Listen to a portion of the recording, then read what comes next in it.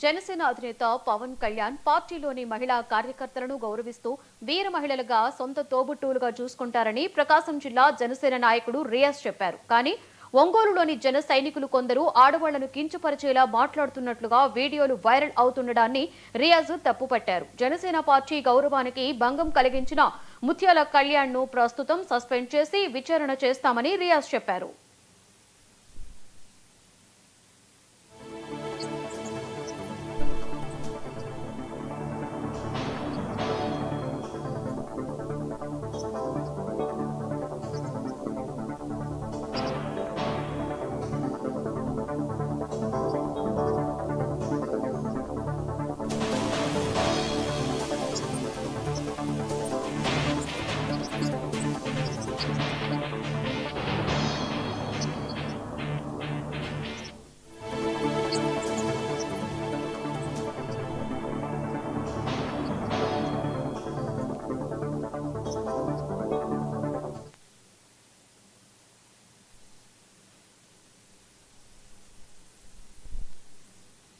మాట్లాడినటువంటి భాష ఎవరు సమర్థించేది కాదు.